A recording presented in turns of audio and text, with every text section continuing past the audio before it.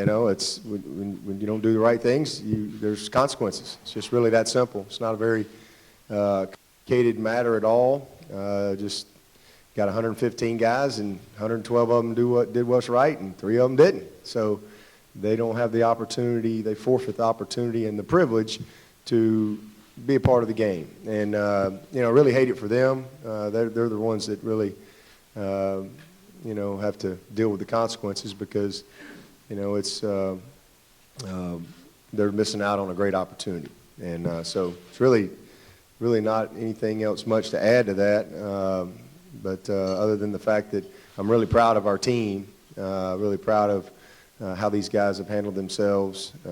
Again, it's unfortunate that, you know, 3 guys get the headlines, but you know, the headlines aren't about all the other good things that the other 112 guys are doing. But that's the way society is too. So just comes with the territory. But we'll be excited about getting our team meeting going this morning and moving on with our day. Looking forward to playing Oklahoma. What a great football team. You know, we've talked and talked and talked. I'm really not sure what else y'all have to say since we spent an hour together yesterday, but I'll take your questions. Yes, ma'am. Dabo, now that Kane is talking to Andrea, but that's okay. Sorry? You're doing this. I'm just here. Okay. Please don't forget to state your name and affiliation. Okay. Will Vandervoort, Clemson Insider. Coach, since Kane has now been suspended, what's your plan at wide receiver? You know, how's the 2 depth going to look on that? Sharon Peake's our starting wide receiver, so nothing changes there. And Travion Thompson is the backup. So both those guys would have played a lot anyways, but Sharon Peake is the starter. So it's really no change. All those guys are backups. Andrea Adelson, ESPN.com. Dabo, how does this not become a distraction for the team?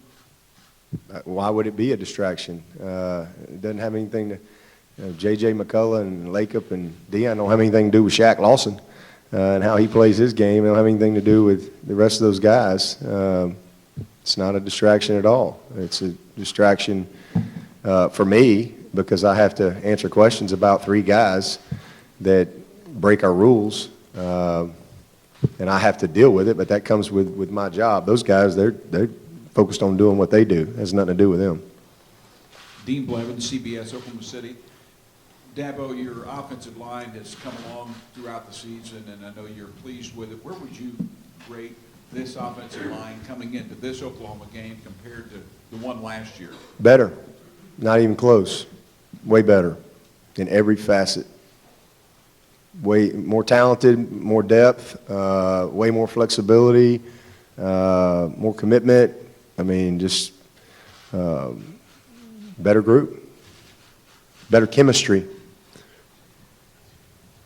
Todd Summers, 7 News, Spartanburg. Coach Swinney, do you find some comfort with losing a guy of the caliber of Deon Cain, that over the course of this season you've had a lot of other wide receivers step up? 7 different guys have led this team in receiving yards over the course of 13 games. Does that help that you've had other guys that have, on the big stage, produced to make up for that loss? It helps that we got a big roster and we have a lot of good players. Last time we were down here playing in the stadium, Deon Cain wasn't with us either. So,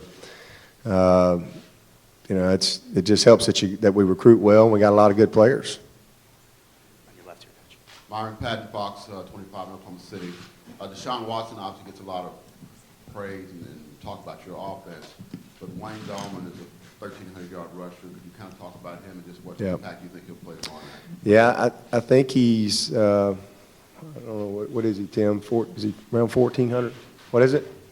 Yeah, he's 1,400 yards, and he's been a special guy for us. I mean, he's been a workhorse.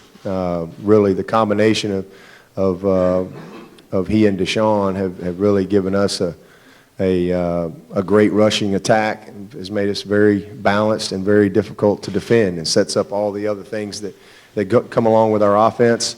A lot of the big plays flow off of our running game, but Wayne is just one of those guys that really doesn't say a whole lot, but you notice him all the time. You hear him by how he practices, his attention to detail from a preparation standpoint, and then just how he plays on game day. I mean, he is a driven I don't know, he had 160-something yards in the second half of our last game. I mean, he was just relentless, and that's how he is every single day. So really, really talented player. Young player. Yeah, Dabo, Barry Trammell with the Oklahoman. Can you tell us a little bit about your relationship with Terry Don Phillips and the faith he showed it in you 7 years ago? Well, I mean, my relationship with Terry Don Phillips started as, just obviously as an assistant coach when I came to Clemson. And he gave me the opportunity to be an interim. And, one of the things that I always tell people is, because if you know Terry Don, he's not a man of many words. He doesn't say a whole lot. And but the day that he made me the interim and I went into his office, really expecting for him to just say, hey, do the best you can do and try to get the next guy to keep you or whatever. But his message to me was, hey, look, I've watched you for 5.5 years, and I think you're ready for this job. And he said, I'd love to see you get the job, but you're going to have to win some games. And he told me that for the next 7 weeks, I want you to be the head coach. I don't want you to be the interim head coach. I want you to do whatever you think you need to do to fix us, was his words, and I'm going to support you. And at the end of this, you're going to get an interview. Regardless of whether you win one or win them all, you're going to get an interview for this job. And then he said, I'm going to hire the best guy for the job. He goes, but I want you to know, I've watched you, and he said, you would be a great fit here. And so I go into the meeting with one mentality, and I come out of the meeting with this empowered attitude and confidence of let's go, and just kind of embrace the opportunity. So I mean, I was really shocked by that, to be honest with you, because again, he's just kind of an old school guy, and but so I tell people all the time, just be great at whatever you're doing, because you never know who's paying attention. You never know. And then to always be ready for your opportunity. And I'm thankful that I was prepared and ready for that moment, and I had a bunch of good players that rallied around me. So forever grateful for Terry Don Phillips. I certainly wouldn't be here. A lot of people in my life that have helped shape me and provided opportunities for me to be where I am, and he's definitely one of them. I wouldn't be here without that opportunity. Hey, Dabo, Gene Sapikoff from the Charleston Post and Courier. It was kind of a weird thing with Hugel. He was so good on the field goals this year, but struggled on the extra point.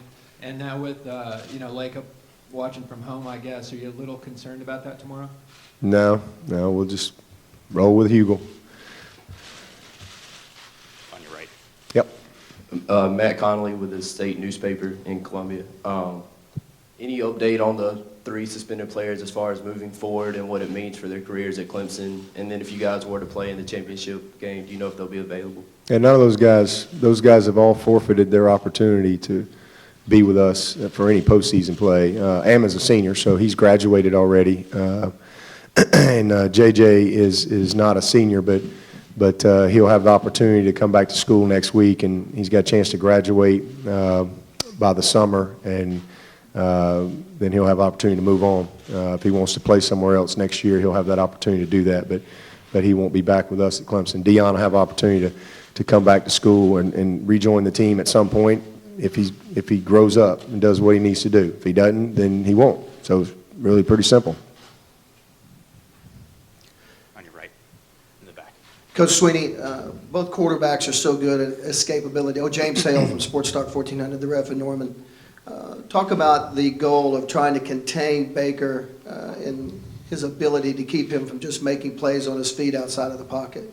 I'm open for any suggestions that you want to, share my way here. That's easier said than done. And same thing for them. Our guys, they're very similar in that regard, that they're both great creators with the ball in their hand. But Mayfield he's a tough guy. I mean, he's not a very big guy, but he is strong, especially with his lower body. Really difficult to tackle. You see a lot of people that you think have him, but they don't have him. And, the biggest thing, somebody was asking me yesterday, what do you worry about the most with him? And you just look at the clock, and it's 3 seconds, 4 seconds, 5 seconds, 6 seconds. He just extends plays, and you can't cover guys forever. And then there's a lot of plays where the defense really had him, to be honest with you. Whoever that opponent was, they had him. On the board, it looked great, but that guy still has to tackle him. And again, that's easier said than done. So he's a great football player. He's got great instincts for the game. He really understands all the nuances of their offense and what they do. But his ability to create really makes him special. So our ability to hopefully minimize that and make him, kind of play on schedule is going to be a key part of the game. Dabo, it's Mark Bradley from Atlanta. You said that you felt confident the day you were named the interim coach, you were empowered. Was there ever a moment when you actually thought, though, what have I gotten into here? Am I ready for this? And just how much growth has it taken on your part to go from being the guy who was the interim coach to being the guy who's here today?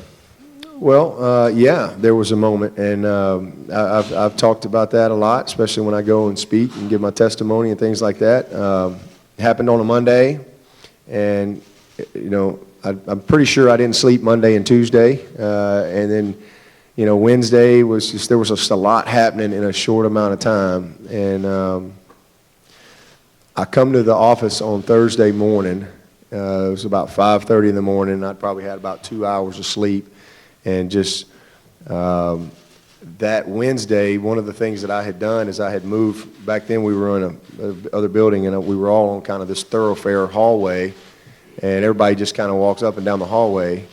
And I tried to stay in that office, but I realized after Tuesday that it just wasn't going to work. I couldn't get anything done, and so I'm going to move just what I needed down there left my stuff in there, but I didn't take what I need to take and just kind of set up in Coach Bowden's office, and where I could have a little bit of privacy to do some work. And so I moved in there like Wednesday afternoon or Wednesday night after practice.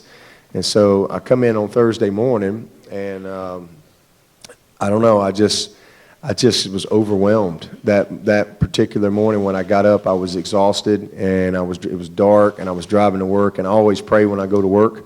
And I just had a moment of just, man,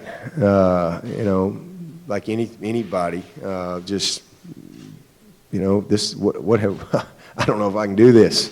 I mean, I was just worn out and emotional and all those things, but I'll never forget it, because and this is just how I live my life, and it's how it just speaks to what I believe in. But I pulled in the parking lot, and I'd never parked over in Tommy's spot, obviously. I always parked down on the left and would walk into the office, but so I pulled around because I had a key right there to that door.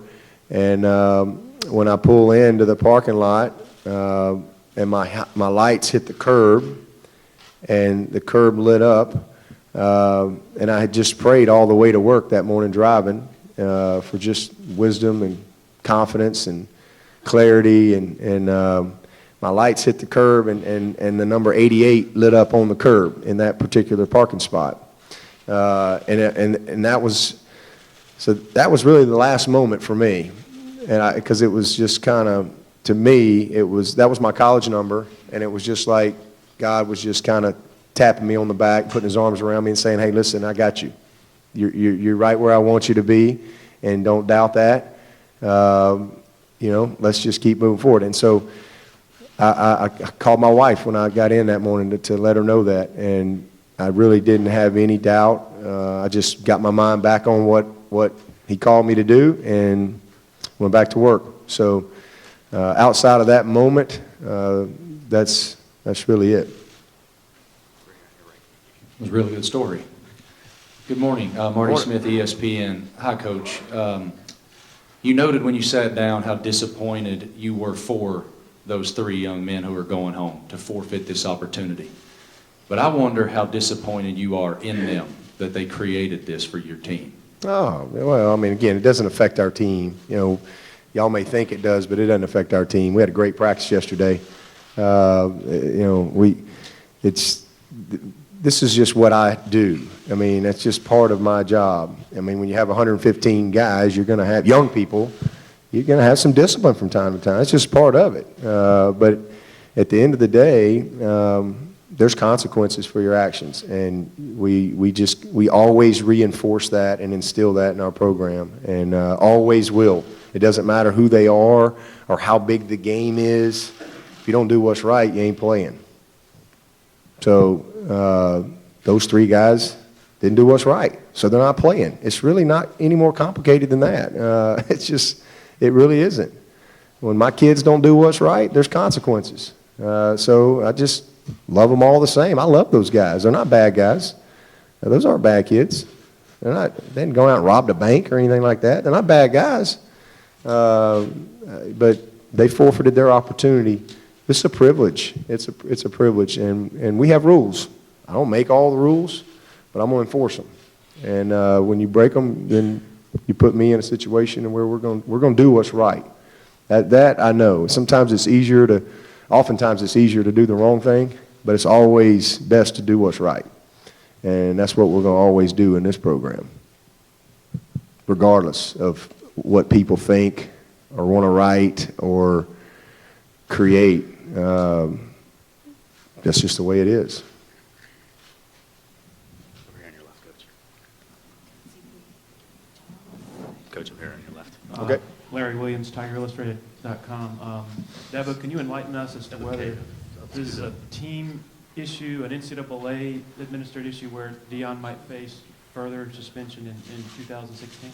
No, it's just team rules. Violation of team rules. On your right here. Up front. Hi, Dabo. Hey. Kirk Bowles from the Austin American-Statesman. Baker Mayfield, as you know, transferred from Texas Tech to Oklahoma, had to sit out a year and lost a year of eligibility. Do you think players ought to be able to transfer one time from another school to another school and not have to sit out and be able to play immediately? I think if you graduate, you can do what you want to do. If you don't graduate, no. I think that I think that the rules that we have, are good as far as just that from that standpoint. But I do think if guys graduate and want to transfer, I think that's the objective is to graduate, and or at least it should be. So that I don't have a problem with. Dabo, Dean Blevins, CBS Oklahoma City. We've heard a lot this week about the quarterback's ability to run, but Deshaun as a thrower, can you discuss that? And is the long ball his long suit? Yeah, well, he can make all the throws. He's very accurate, whether he's throwing a slant route, which is a tight window on the move, a timing play, or he's throwing an over-the-top, type of a ball downfield, or a back shoulder, stop them in their tracks type of a throw. He's very accurate and very gifted in making all the throws. So, but he does throw, a beautiful deep ball. There's no doubt about it. He's not all guys can do that, but he has the ability to really assess the situation, as far as the technique of the defender and where he is he underneath, over the top, how the receiver is executing his stem and release, and he can put the ball where it needs to be. He's special. He's a special, thrower. On your left here. Good morning, Coach. Good morning. Bill Rhodes with the New York Times. I have two quick questions. The first is there's been a lot of talk about who gets to be a head coach in big-time college football.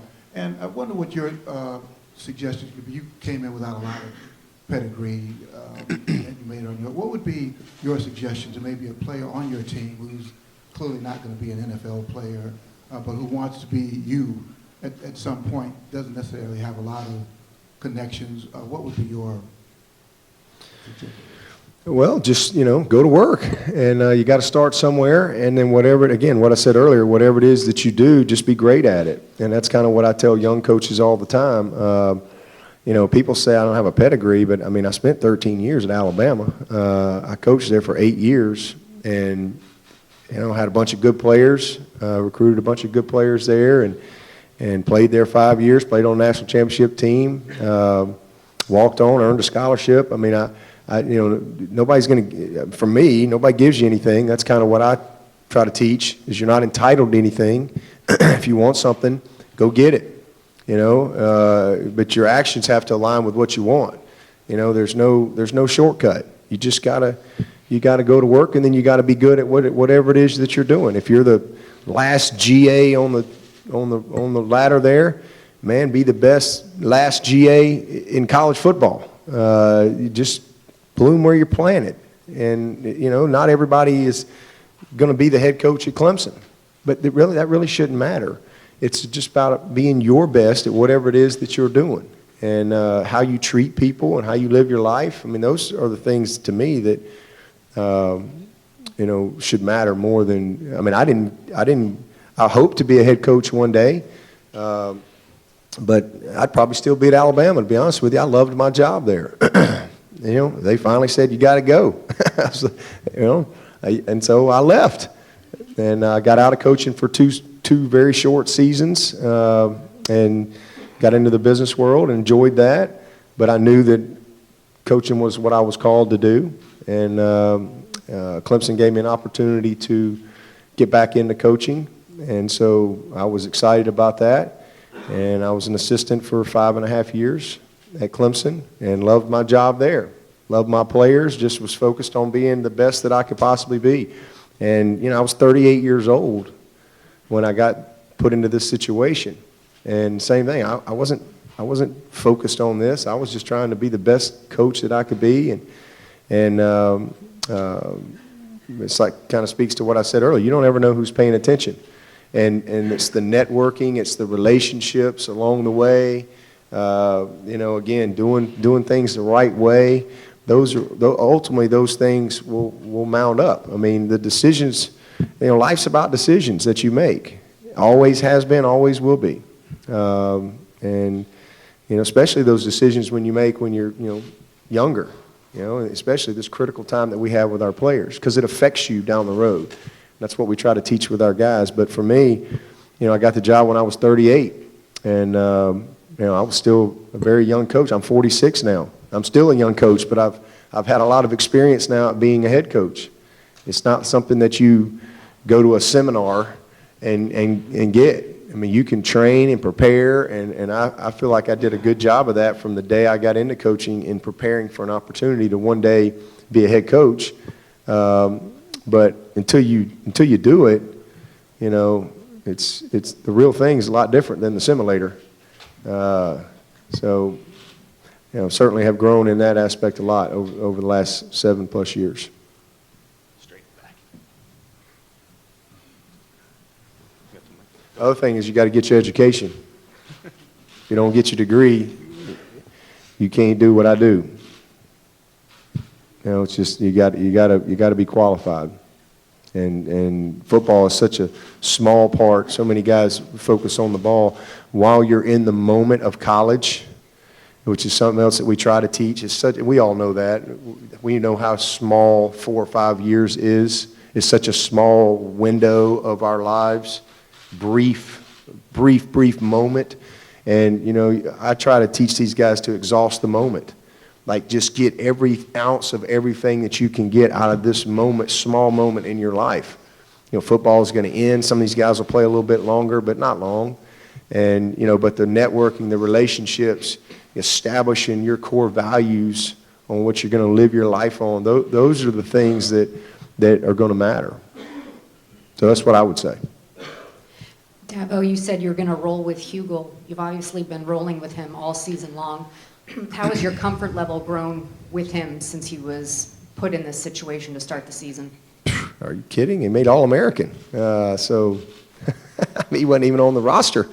And it's funny, we showed I don't know who did it, but we do a little video of the day about every day. And one of the days was a video game, like they had taken a video game and Clemson, Oklahoma had played, and it was hilarious. The guys watching themselves, but the guy that made the field goal was Lacob. So, I've been kidding Hugo. I said, well, you got to be on the roster in the summer to get on the video game. So he wasn't even on the video game, but he made All-American. So my comfort level's pretty good.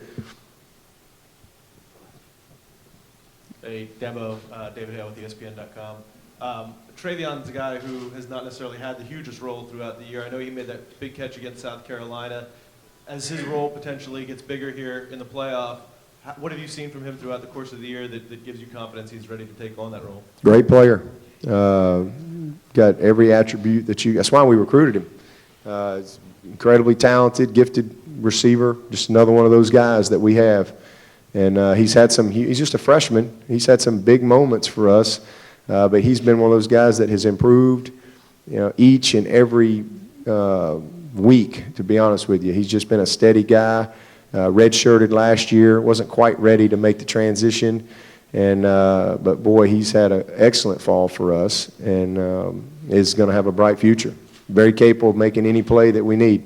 That's why he was in there on 3rd and 8, probably the biggest play, one of the biggest plays of the season there at the end in that South Carolina game, and got all the confidence in the world in him. Dabo, Jeff Fischel from the ACC Digital Network. I'm curious, as Deion emerged as a deep threat for Deshaun, what was Deshaun's reaction to learning that Deion wouldn't be available to him? And I guess how does that fit into the way Deshaun reacts to any and all situations? No reaction. Just went to practice. Just more balls for Sharon. We just rotate those guys, but it just means Sharon's going to play more snaps. And that's our starter, so we'll be okay. Dabo, Bonnie Bernstein, Campus Insiders, just following up on what Jeff asked. If you were to foresee a guy among your receiver corps who could really make a difference in Deion's absence as a deep threat, who do you hope that will be? Sharon Peake. Same Somebody guys. not named Sharon. Well, that's not possible because they play the same position. Sharon's the starter and Deion's the backup, and they play the same spot. So it's really, we just have rotated those guys. Deion's been the backup, and a lot of his opportunities just because he's been in the game where we rotate the guys. So this just means that Sharon will play more snaps, and he's certainly capable to do that, and then Travion will back him up. But, Artavis has made plenty of plays down the field. Hopper's made plays down the field. Renfro's made plays down the field. I don't think we have anybody. Leggett's made plays down the field. We don't have anybody on our roster that we've been playing that haven't made plays. Travion's made plays. Matt Connolly with the State newspaper. McKenzie's had some success going up against some really good receivers this year. Just what are your thoughts on that matchup and him going up against Sterling Shepard? Tough matchup. He's got his hands full. Great player. Got a chance to study him a lot last year and really thought he was a gifted receiver last year going into that game. Shifty, strong guy, excellent ball skills, great ability to, run after the catch. He's a very talented guy. I think he's top 10 in the country right now in touchdowns. So, he's got his hands full. Going to be a battle right there. That's what you expect. I mean, it's Final Four. There's no weaknesses on either one of these teams. These are whatever 11 run out there on the field. They're all good players, and on both sides. So it'll be great matchups everywhere.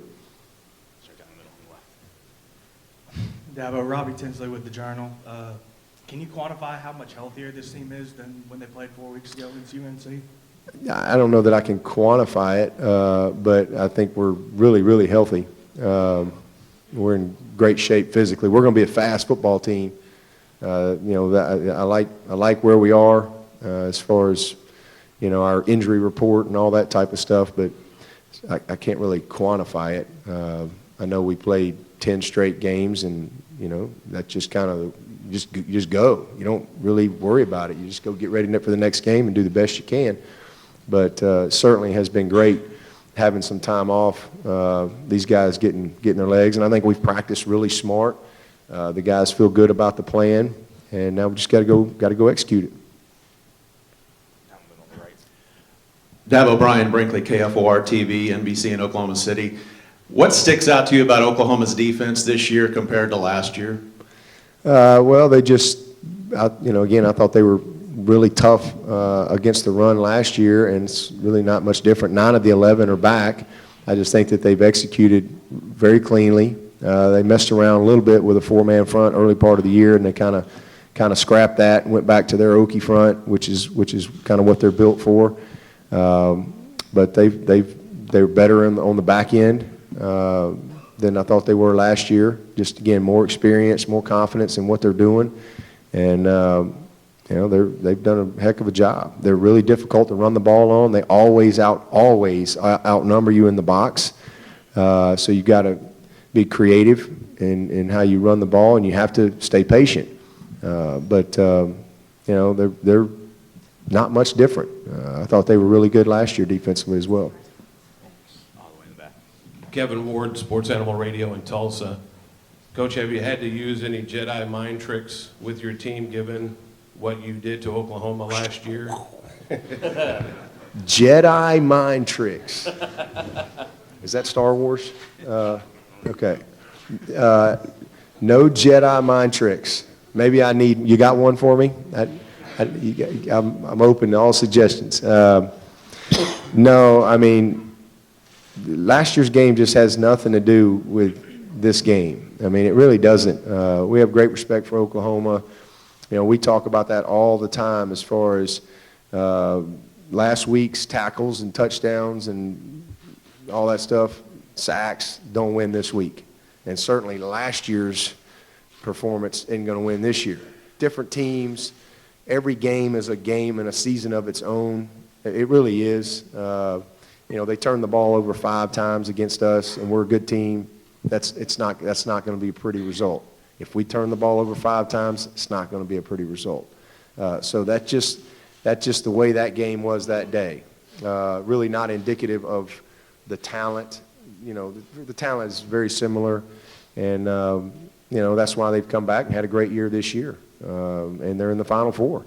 So our guys, the one thing young guys and these football players, these guys are smart. This is what they do. They understand ball, and when you put the film on, they know who can play, and they know who's not quite as good a player pretty quickly. And all you got to do is put the film on, and Oklahoma will get your attention in every area. They really don't have a weakness. They're really good all over the field. Punter does it all for them. Kicks, punts, does everything. So good solid team, and it shows on film. Kirk Bowles from the Austin American. There's been a lot of consternation over the targeting rule this year and maybe last year as well. Are you in favor of it as it is now, or do you think it needs to be tweaked in any way? No, I think it needs to be tweaked, and I'm actually on one of them committees where I get a chance to kind of talk about some of those things, but I do think it needs to be tweaked. I think that it has worked in that it's cut down and it's cleaned up a lot of what they were trying to get rid of. I don't think there's any question about that. I think it's had a great effect on the game, and again, making the game safer and eliminating those type of plays. But I think from time to time, I think there should be a little bit more opportunity in the review process. That's where I think that needs to be tweaked a little bit. Down the middle? No? Okay. Right over here on your left. Go ahead. Myron Padding at Fox 25 for your coach. Now that the week is kind of winding down, did you do anything different handling this bowl game, seeing how it's a playoff, and you hope you have another game next week? Did you do anything different compared to your other bowl games of the past? No, we prepared the same. I mean, we're not guaranteed another game, so we better put everything we got into this game. That's what got all these people coming up to me. Hey, man, I've already booked my tickets to Arizona. I'm like, well, you better get them to Miami. We got to win this game, and so we don't. Well, that's all our focus has been. If we're fortunate enough to win the game and have a chance to play again, well, we got plenty of time to get ready for that. Well, we got 10 days or whatever. Most weeks you got about 3.5 days to really get your plan in. So, if we're fortunate enough to win it, and coaches will be back in the office on Sunday, players will be in on Monday, and we'll be rolling. We'll have about 2 or 3 extra days of actual prep time than we would normally have in a game week. So we'll worry about that then. Our focus has really been 100% on trying to win this game, and we've prepared exactly the same as we have in our past bowls as far as how we get our team ready, the combination of good on good Clemson work, game prep versus the opponent, and then really spending time with our young players and trying to develop them for spring practice. And then I think we've had a really tight itinerary down here. We didn't get here till the night of the 26th. We had practice in Clemson that morning, which was really good. And when we've not been meeting or practicing, and we've had something that we need to be plugged into, we've been engaged in that. And I think it's important. The Orange Bowl folks do an unbelievable job, and they work really, really hard to create a great event. And I think it's important that we participate. We had the FCA breakfast yesterday morning. I think they had Dave and Buster's last night. So we've done the things that have been on our itinerary, but today is about getting locked in. And, these guys have kind of had their normal process as far as how we prepare.